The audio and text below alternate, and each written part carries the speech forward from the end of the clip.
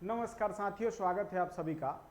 तो आज एक बहुत ही गंभीर विषय पे चर्चा लेके हम आपके सामने उपस्थित हैं और ये जो चर्चा है बिहार के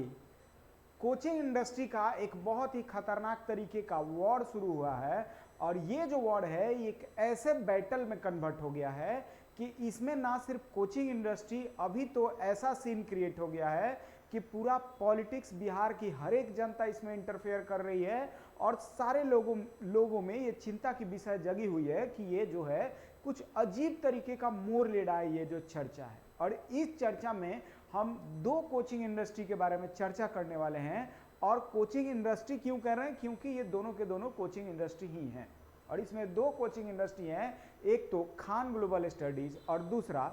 ज्ञान बिंदु एकेडमी। तो देखिएगा, इस दोनों कोचिंग इंडस्ट्री के जो ऑनर हैं इनके बीच में एक खतरनाक तरीके का एक वॉर शुरू हुआ है और ये जो वॉर है कहीं ना कहीं दोनों को बर्बाद कर रहा है और दोनों के इमेज को ना सिर्फ डिटोरिएट कर रहा है, क्षति तो इतनी बड़ी बड़ी हुई है। आप देखिएगा कि इस सारे क्षति के बारे में देखिएगा तो आप भी चौंक जाइएगा कि एक छोटी सी बात के लिए, एक छोटी सी पोस्टर के फाड़ने के लिए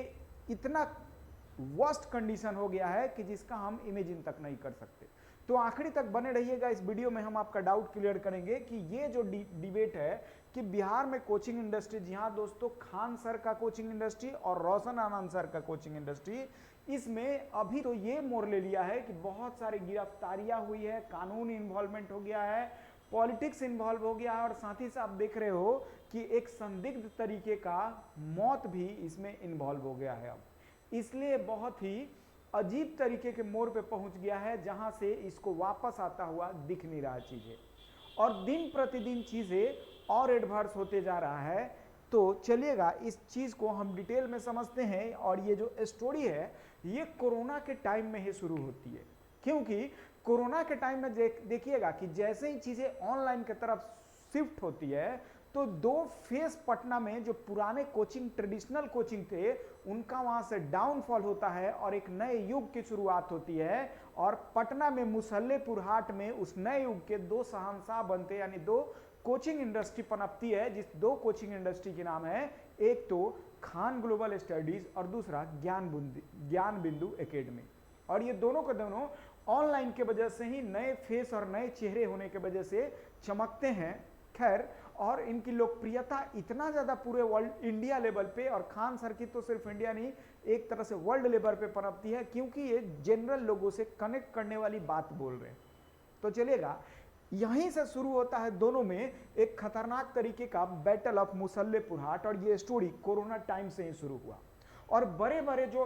पहले से इंस्टॉल्ड कोचिंग थे उनका डाउनफॉल और इन दोनों कोचिंग का उठना पटना के लिए एक नए कंसेप्ट का राइज करता है। तो देखिएगा कि मैं यही चीज आपको समझा रहा हूं कि पटना के मुसल्लेपुर हाट जो है ये बहुत पुरानी कोचिंग इंडस्ट्री मानी जाती है, लेकिन इन दोनों कोचिंग के बढ़ने से सारे के सारे जो इंपॉर्टेंट कोचिंग इंडस्ट्री थे उनका डाउनफॉल होता है। और यहां से इन दोनों के बीच में भी बहुत सारे, देखिएगा कि अलग अलग रिपोर्ट में अगर देखा जाए तो 19 में, 21 में, 23 में पहले से भी इनके बीच में कन्फ्लिक्ट हो चुके हैं और कन्फ्लिक्ट के हर एक रीजन को हम समझेंगे। लेकिन अभी जो ये चर्चा शुरू हुआ है और ये जो चर्चा अभी प्रेजेंट में हम कर रहे हैं, ये चर्चा शुरू होता है 2 जून के दिन। देखिएगा दोस्त, एक्चुअली हुआ क्या हुआ, ये कि बिहार पुलिस का रिजल्ट आता है और बिहार पुलिस के रिजल्ट में लगभग टोटल वैकेंसी थी 19,500-800 के समथिंग, यानी लेके चलो 20,000 के आसपास वैकेंसी थी। उसमें खान ग्लोबल स्टडीज और ज्ञान बिंदु एकेडमी दोनों के द्वारा, एक के द्वारा 12,000 रिजल्ट होने की दावा की जाती है और दूसरे के द्वारा 10,000 रिजल्ट होने की दावा की जाती है। और ये दोनों का दोनों कोचिंग इंडस्ट्री को अगर जोड़ दिया जाए तो 22,000, तो ये सिर्फ दोनों कोचिंग इंडस्ट्री अपना रिजल्ट दिखा दिए। और सारी की सारी जो कोचिंग इंडस्ट्री है या जो खुद से पढ़ने वाले बच्चे हैं उनको आप भूल जाओ। तो 19,000 या 20,000 सीट में से 22,000 जो वैकेंसी है वो सिर्फ ये दोनों कोचिंग इंडस्ट्री यानी कोचिंग के माफिया का रिजल्ट आता है दोस्तों। चलिएगा, बातें यहां पे भी खत्म नहीं, बातें होती क्या है कि अगर देखा जाए तो खान ग्लोबल स्टडीज के ठीक सामने जो है ज्ञान बिंदु का कोई पोस्टर लगाया जाता है और उस पोस्टर में खान ग्लोबल स्टडीज का पोस्टर फाड़ा जाता है, ऐसी बोला जा रहा था, जिसके वजह से कन्फ्लिक्ट शुरू होती है और छोटे छोटे लोगों में कन्फ्लिक्ट शुरू होती है, 20 लोगों की भीड़ आती है और इसमें संस्थान में तोड़फोड़ होती है, ऐसा बहुत सारा डिबेट चलता है। लेकिन खैर इस दौरान हुआ क्या कि खान सर के जो सुरक्षा गार्ड थे उनके द्वारा गोलीबारी कर दी जाती, हवाई फायरिंग ही था लेकिन हवाई फायरिंग होती है और बाद में इस हवाई फायरिंग के वजह से खान सर के द्वारा एफआईआर दर्ज किया जाता है और रोशन आनंद सर जो कि ज्ञान बिंदु एकेडमी के फाउंडर हैं उनको जेल में पुलिस बहुत त्वरित कार्रवाई करते हुए, जो कि पुलिस के द्वारा सराहनीय कदम मानी जाएगी, अगर एफआईआर दर्ज की गई तो बिल्कुल पुलिस के द्वारा एक्शन लेना चाहिए था और पुलिस ने ली भी। लेकिन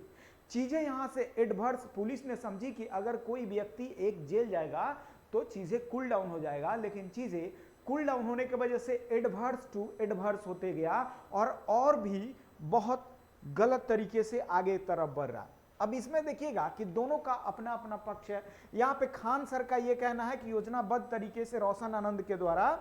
हमारे इमेज को खराब करने के लिए पूर्व नियोजित तरीके से कोचिंग संस्थानों के द्वारा हमारी इमेज को डिटोरिएट करने की कोशिश है ये। साथ ही साथ रोशन आनंद सर के द्वारा कहना यह है कि हमारे इंस्टीट्यूट से बहुत ज़्यादा रिजल्ट आने के वजह से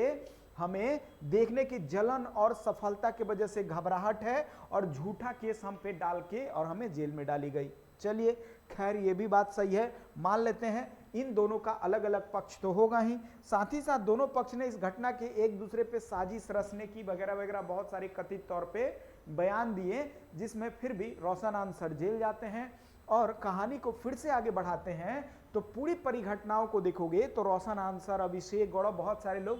को पुलिस त्वरित कार्रवाई करते हुए जेल में डालती है कि जो ये घटनाएं हैं रुक जाए, लेकिन रुकने का नाम नहीं लेके चीजें और खराब हुई। इस गिरफ्तारी में बहुत सारे व्यापक विरोध होते हैं, जो स्टूडेंट्स है वो रोड पे उतरते हैं कि हमारे टीचर को छोड़ दी जाए, और जैसे ही आगे एफआईआर को बढ़ाया जाता है तो उसमें खान सर के जो गार्ड थे उनको पुलिस उठा के ले जाके पूछताछ करती है, तो पता ये चलता है कि गार्ड ने फायरिंग खान सर के कहने पे की। अब एफआईआर में नाम जो दर्ज है वो खान सर का भी हो जाता है। खान सर वहां से फरार होते हैं और फरार होने के बाद उन्होंने की क्या कि एंटीसिपेटरी बिल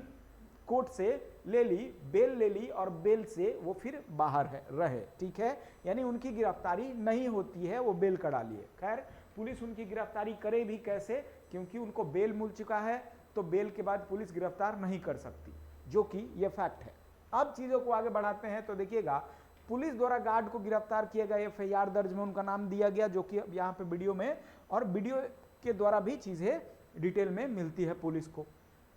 अब सबसे खतरनाक मोड़ आता है 14 जून को, क्योंकि 14 जून का अगर स्टोरी जानेंगे तो सबसे खतरनाक मोड़ क्यों आता है, क्योंकि जब खान सर ने एफआईआर दर्ज करवाई थी तो उसमें ना सिर्फ रोशन आनंद सर का, उनके खुद के एक भाई हैं, उनके भाई का प्रिंस यादव का भी नाम उसमें ऐड था। अब रोशन आनंद सर का तो गिरफ्तारी हो जाती है, लेकिन प्रिंस यादव जो थे वो बचने के लिए यहां से बिहार से भाग के नेपाल के विराटनगर में जाके स्टे करते हैं और उनकी संदिग्ध तरीके से लाश मिलती यानी मौत हो जाती है वही विराटनगर में। और सबसे बड़ी कहानी मोड़ लेती है इसी पॉइंट पे, और यहां पे खतरनाक तरीके का ट्विस्ट आता है, क्योंकि हरकंप मच जाता है हर एक जगह पे और लोगों का यह दावा आने लगता है कि खान सर के द्वारा रचे गए साजिश में इनको मारा गया। खैर खान सर भी आके एक्सप्लेनेशन देते हैं अपने वीडियो में कि हमने ऐसा क्यों करवाई, हम बिल्कुल नहीं करवाएंगे, तो उनकी एक्सप्लेनेशन अलग थी। लेकिन इसके एवज में देखिएगा फिर से बेल सबमिट किया जाता है और बेल में देखिएगा ये 2 जून से लेके अभी तक का जो इसमें नेपाल की पुलिस ये निरीक्षण भी कर रही है कि प्रिंस यादव की मृत्यु कैसे हुई है, संदिग्ध तरीके से उनकी लाश मिली है, पोस्टमार्टम भी हो चुका है, अभी उस पर चर्चाएं चल रही हैं। लेकिन सबसे बड़ा इसका जो मेन देखिएगा कि प्रिंस यादव की मौत और रोशन सर के द्वारा खान सर पे डायरेक्ट जेल से अभी वो रिहा होते हैं, और रिहा होने पे रोशन सर डायरेक्ट खान सर पे ब्लेम करते हैं और कोई कोल्ड स्टोरेज, किसान कोल्ड स्टोरेज के ऑनर हैं, उन दोनों व्यक्ति पे कि उन दोनों के साजिश के वजह से या उन दोनों के द्वारा प्रिंस यादव की हत्या की जाती है और इसमें एक पॉलिटिकल एंगल भी घुसता है, क्योंकि तेज प्रताप यादव ने डायरेक्ट तौर पे वीडियो के द्वारा ये चीजें बोली कि ये सुसाइड नहीं या खुद से नहीं मरे हैं, ये मर्डर किया गया है, ठीक है। और राजनीति भी इसमें इंटर करती है यहां से। अब चीजों को जब आगे बढ़ाते हैं तो अभी जेल से छूटते हैं आज ही के दिन रोशन आनंद सर, और एकदम क्लियर अक्षरों में कहते हैं कि ना सिर्फ उनके भाई को मारा गया है, जेल के अंदर उनको भी मारने की साजिशें रची गई है। और ये स्टोरी फिर से अगर आगे बढ़ाते हैं तो ये एक ऐसे मोड़ पे स्टोरी पहुंच चुका है जहां एक विवाद शुरू होता है पोस्टर फाड़ने को लेके, और इतना खतरनाक मोड़ पे आ चुका है कि पूरी की पूरी एक फैमिली और ये दो कोचिंग इंडस्ट्री जो 2019 में एक साम्राज्य और एक युग शुरू हुआ था इन दोनों का, कहीं ना कहीं इन दोनों कोचिंग इंडस्ट्री का साम्राज्य और युग का अंत दिखता नजर आ रहा है। और ये हो भी रहा है, बिल्कुल भी होगा, क्योंकि सबसे बड़ा रीजन है कि हम किसी एक टीचर पे क्वेश्चन मार्क नहीं लगा रहे। अगर आप टीचर हो सर, तो बस हम इतना सब आपसे बात करना चाह रहे हैं कि अगर आपके बच्चे या फिर जो भी स्टाफ लड़े थे, तो एज ए टीचर आपको चीजों को काउंट डाउन करना चाहिए था, ना कि उनको इनहेंस करके और झगड़ा को बढ़ाना चाहिए था। आपको बहुत अच्छे से पता है एज ए टीचर आपको अभी लोगों के मन में इतना ज्यादा द्वेष हो गया है, इतना ज्यादा हाइपर टेंशन में रहते हैं, तो एज ए टीचर आपको समझा कि चीजों को कूल करना चाहिए, ना कि और मोटिवेट करके छोटे छोटे बच्चों को या जो भी स्टूडेंट्स हैं उनसे झगड़ा करवाने की कोशिश करना चाहिए। उसका नतीजा सिर्फ आप ही नहीं, पूरे के पूरे स्टूडेंट्स भुगत रहे हैं। और आप दोनों के दोनों टीचर से बस मैं इतना सा रिक्वेस्ट करना चाहूंगा कि ये जो चीजें जितना जल्दी हो सके आप लोग शांत कीजिए, क्योंकि बात सिर्फ आपकी नहीं है, आप दोनों के दोनों एक पब्लिक फिगर हो, आप दोनों के दोनों एक टीचर हो, और आप दोनों पे पूरे लगभग इंडिया की नजर गड़ी हुई है कि इस तरीके के जो बयानबाजी और एक दूसरे के प्रति जो भी एक्टिविटी है ये बिल्कुल सही नहीं है। और खैर, जो प्रिंस यादव जी की मृत्यु हुई एक घोर निंदनीय है। अगर कोई भी षड्यंत्र इसके पीछे है, खुद से हुई है तब तो कोई बात नहीं, कोई भी षड्यंत्र इसके पीछे है तो कानून एकदम अपने काम में लगा हुआ है, उनको अवश्य से सजा मिलनी चाहिए और मिलेगी भी, क्योंकि निर्दोष के साथ कुछ भी होता है तो वो तो गलत अवश्य सी बात होगी। साथ ही साथ आप देखोगे कि इसमें क्या होता है कि रोशन आनंद सर जमानत पे बाहर आते हैं, अभी हमने बताई, और पूरा का पूरा ब्लेम जो है वो डालते हैं किस पे, खान सर पे। लास्टली बस यही बात समझ लो कि ये दोनों जो कोचिंग इंडस्ट्री है एक तरह से पूरे बिहार के जितने भी जनरल कंपटीशन, जी हाँ दोस्तों, जनरल कंपटीशन के कोचिंग के सबसे बड़े शहंशाह हैं दोनों। लेकिन जो 2019 में एक युग का शुरुआत हुआ था उसका अंत निश्चित हो रहा है और ये डाउनफॉल हो रहे हैं, ठीक है। तो एक नए युग की आरंभ होने वाली है, जिसमें पहले से ही आपको पता है कि पटना के कोचिंग इंडस्ट्री नहीं, इस दुनिया में जो भी अप जाता है उसका डाउनफॉल निश्चित है। तो ये जो अभी सीन क्रिएट हो रहा है, इन दोनों कोचिंग इंडस्ट्री का डाउनफॉल निश्चित हो रहा है और होगा भी, क्योंकि सबसे बड़ी चीज ये है कि आपको कोचिंग इंडस्ट्री में एज ए टीचर रहना चाहिए, ना कि विलेन बनना चाहिए। और ये दोनों के दोनों जो कोचिंग इंडस्ट्री है, बहुत अच्छी बात है, आप लोग बहुत अच्छे पढ़ा रहे हो, लेकिन अभी से फिर से मैं रिक्वेस्ट ये करना चाहूंगा कि चीजें जितना जल्दी शांत हो जाए, हमें कानून व्यवस्था पे भरोसा रखना चाहिए। और हमारे सीएम भी देखिएगा, हमारे सीएम ने भी एक स्टेटमेंट दी है आज ही के डेट में कि बिहार में हम इतना अच्छा शिक्षा व्यवस्था को लेके जाएंगे कि सारी कोचिंग इंडस्ट्री बंद होंगी। तो हमें बिहार के शिक्षा को बहुत अच्छा स्तर पे लेके जाने की जरूरत तो है ही, बिल्कुल अच्छी बात है, लेकिन फिर भी ये जितना जल्दी हो सके जो भी कर रहा है, हम किसी एक पक्ष को, हम तो कानून है नहीं कि हम पक्ष और विपक्ष बताएंगे, लेकिन फिर भी जो भी गलत है इसमें उनको काउंट डाउन होना चाहिए, चीजों को शांत करना चाहिए। और ये जितना भी डिबेट चल रहा है, यानी बैटल ऑफ मुसल्लेपुर चल रहा है, इस बैटल को रोकने की जरूरत है दोस्तों। तो चलिएगा, इसी